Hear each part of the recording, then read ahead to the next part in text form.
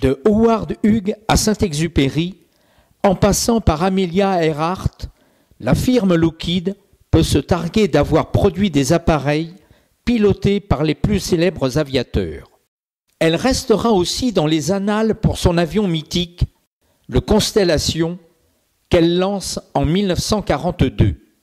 La guerre fait rage entre les constructeurs pour exploiter au plus vite les progrès fulgurants de la technique. À cette époque, Boeing et Lockheed avaient du mal à lutter contre Douglas et ses performants DC-4. Progressivement, le Constellation est devenu le roi du ciel, mais pour un temps. Le premier vol de ce quadrimoteur à hélice a lieu à Santa Monica, en Californie, le 8 janvier 1943. Robuste, l'appareil est équipé de moteurs de 2200 chevaux. Il peut parcourir 4000 km sans escale et embarquer jusqu'à 65 passagers. Sa vitesse de croisière atteint 520 km/h.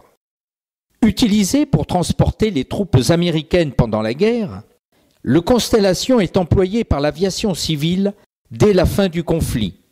Les premiers exemplaires étant livrés à la TWA, dirigée par Howard Hughes, l'homme qui reste dans les mémoires comme celui qui a réalisé le premier vol commercial Paris-New York en 1946.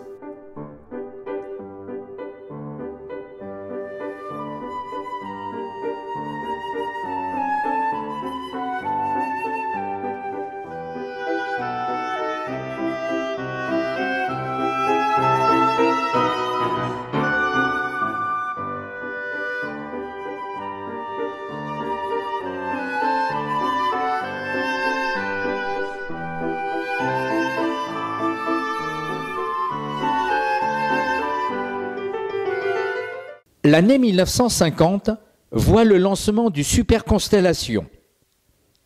Plus gros et plus autonome, il effectue dès 1954 la traversée de l'Atlantique sans escale.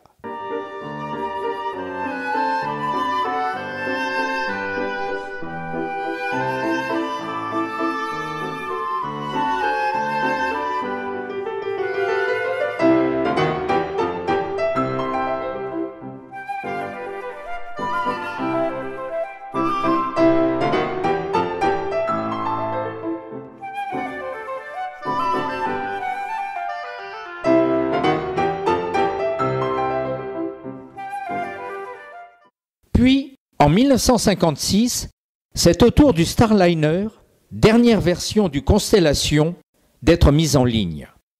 Doté de moteurs développant 3400 chevaux, l'appareil peut transporter 106 passagers.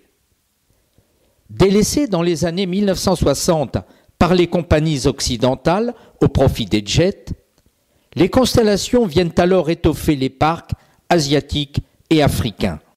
Indissociable de l'épopée des longs courriers, le Constellation aura grandement participé à l'accroissement du trafic aérien de passagers. Après avoir sonné le glas des grands paquebots effectuant les traversées transatlantiques, le Constellation se verra supplanté par le Boeing 707, autre géant de l'aviation civile.